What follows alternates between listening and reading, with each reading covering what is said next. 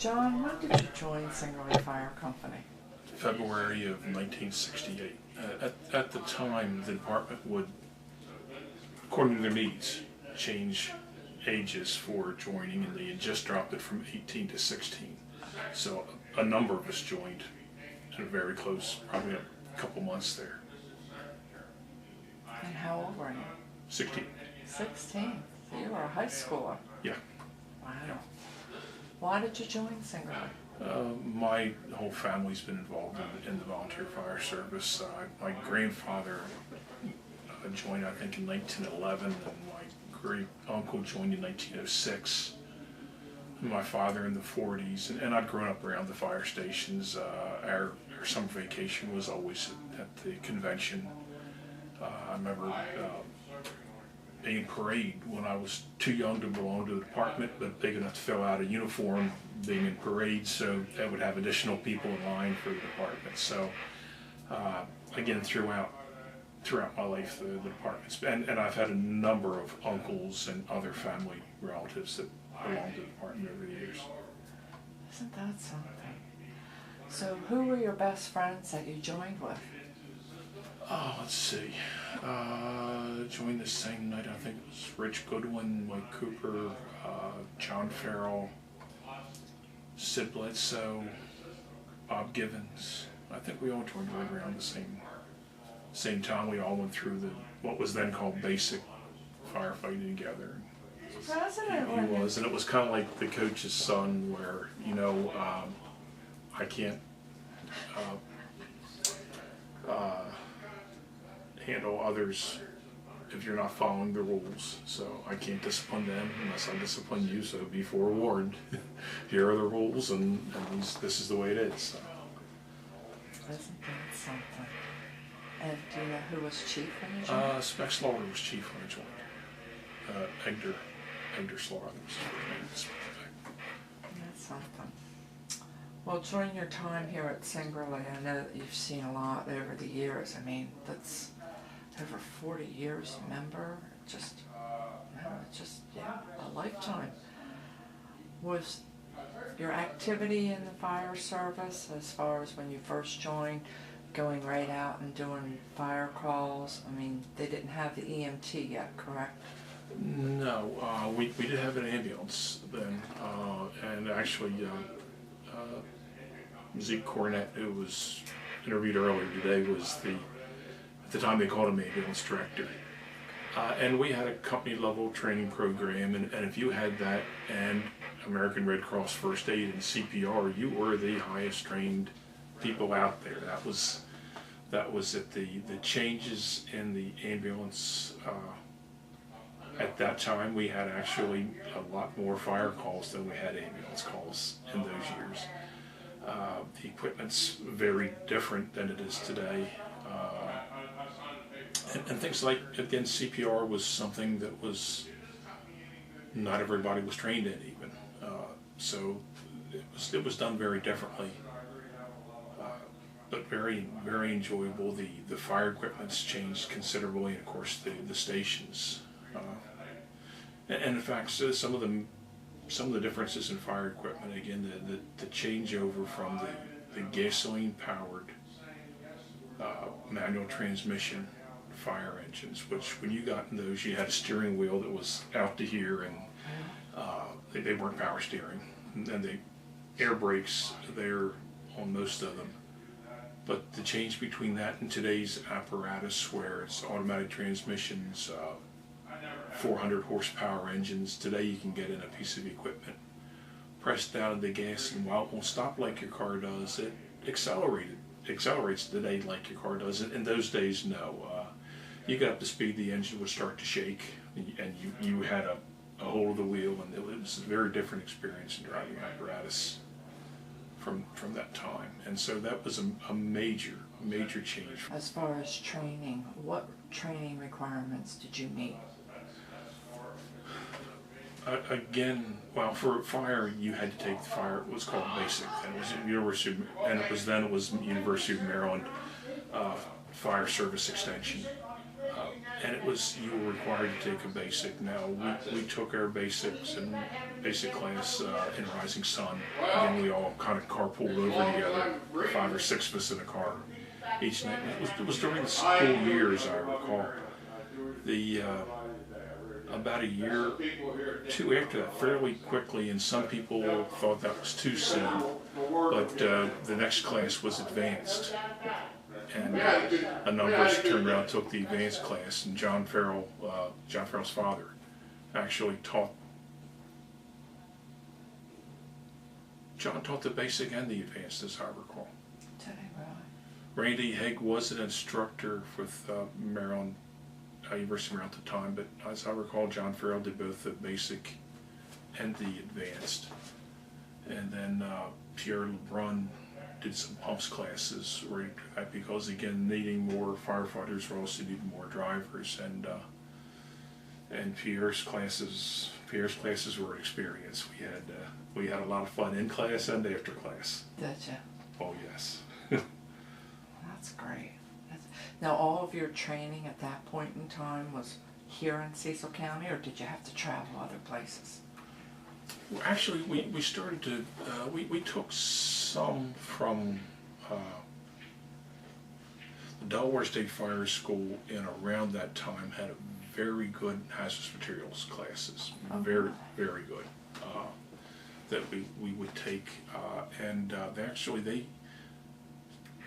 they started into EMS training fairly early too at the Delaware State Fire School, so we also took some of their training classes, and they did a little differently. Instead of a class from start to finish, you would take 3-hour modules, and so you could take 2 or 3 classes this weekend and maybe go to another station and pick up 2 or 3 others somewhere else. So their system was different than the University of Maryland's. It was kind of nice that being here we could take either one, and of course we had our own company level training that we would do occasionally as well.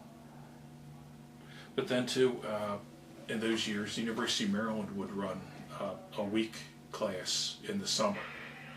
So some of us would go down for a week and stay down there and take a training class of one type or another.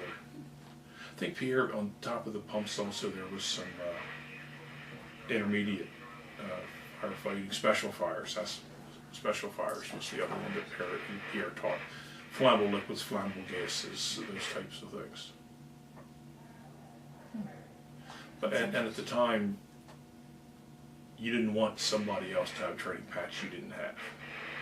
You didn't want anybody to get an inch ahead of you on anything. So if one person took it, probably several of us were going to take that same class, because it was kind of a competition in the making of the calls and also the taking the training. Well, during your time, you were active as far as responding on fire, rescue, and EMS.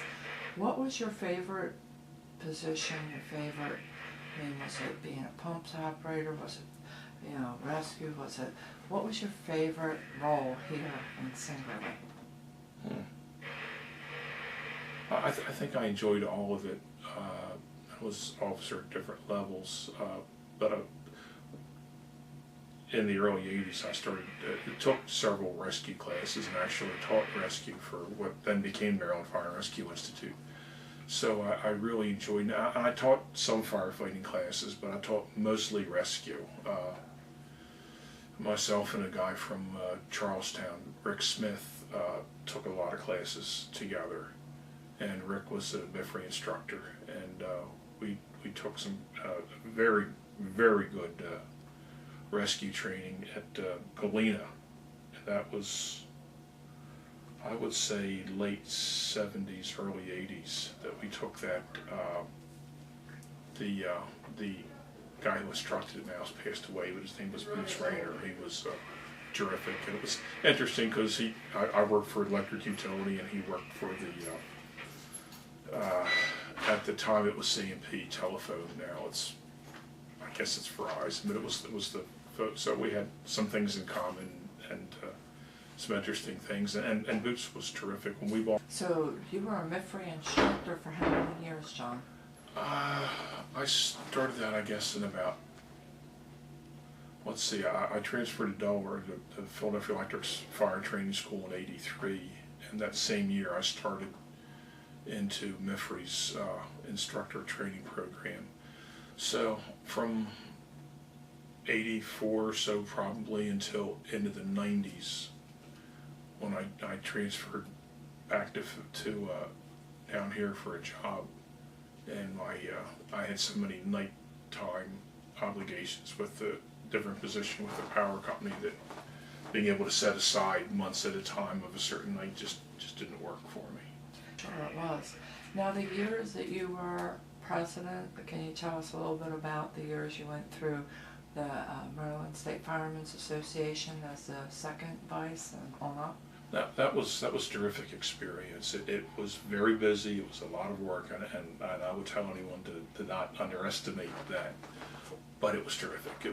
People across the state were tremendous and got to learn so much about the state and meet people and get to parts of the state that I probably wouldn't have been had I not done that.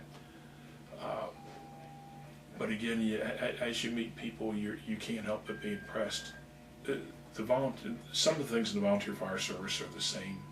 Some of the issues people address are the same. But some face them in very different ways. And when you see what some of the people have overcome, some of the issues they've dealt with, how hard they've worked, the things they've overcome to continue to provide this service. You know, we talk about after natural disasters, how great some people are in some parts of the country because they will come out and help their neighbors. But if you look at the volunteer fire service, these people do it every day of the year. And on top of just coming out and helping people during their emergencies, during some of their worst days in their lives sometimes, they're also taking the time to raise funds to be able to do this. They're taking the time to be able to train and be valuable when they do it, and not just be an extra set of hands, but actually be lifesavers. And these people do that for their friends, for their relatives, for their neighbors. But they're doing it every day of their life for people they've never seen before and will probably never see again. And to meet and deal with those people and get a chance to represent them is it's an honor. It really was. I felt so privileged to represent people across the state and to know that, again, the kind of work they do day in, day out, it's just amazing what they provide for their communities. Dollars can't buy. In fact, in a lot of these communities, people know that they're giving their fellow citizens a service that they couldn't afford to pay for. There's no way they could do it if they had to pay. They save them money. Well, for your time here at Singerly, did you ever hold any positions as a line officer or committee chair? I was a captain, assistant chief, and deputy chief. Director for a number of years, vice president for a number of years. Chaired a few committees. I think one of the